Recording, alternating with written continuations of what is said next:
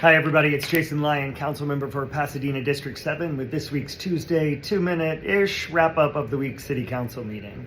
First up last night was a report from Pasadena Water and Power on the rolling power outages we experienced on September 6th. We talked about what they did, what we think they could do better in the future, but in general, I think the consensus seemed to be that they did a good job of getting the word out to customers, and fortunately, the outage only lasted less than an hour and a half, which is about as good as you can expect if you're gonna have to have an outage. On the main agenda last night was a series of what we call first readings of new ordinances. So when we adopt a new law, we have to have 2 readings of each draft ordinance before it hits the books to make sure it says what we want it to say. And so we had 3 first readings last night. One of an ordinance setting a new limit of 25 big events per year at the Rose Bowl.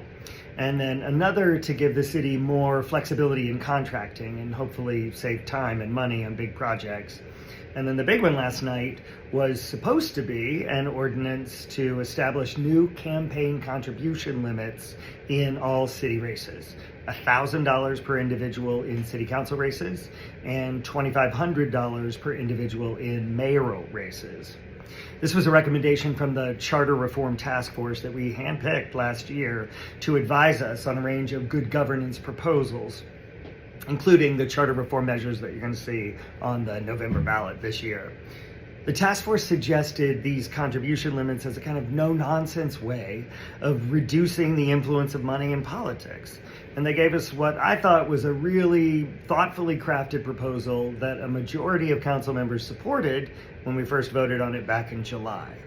Well, last night that changed. There were 4 votes for the ordinance and 4 against. I was a yes vote. I think, when it comes down to it, the only people fighting to keep money in politics are wealthy individuals who think they can buy power and politicians who want to build up their war chest for the next big campaign, particularly if they're looking to jump to a higher office. I'm disappointed in my colleagues who rejected the recommendations of our commissioners and the overwhelming public support for these limits. Listen, the reality is that contribution limits are not a magic remedy. They don't stop self-funded campaigns and they don't end independent expenditures, but they do help ease the influence of money in politics, and they reduce the perception that money buys access. So don't worry.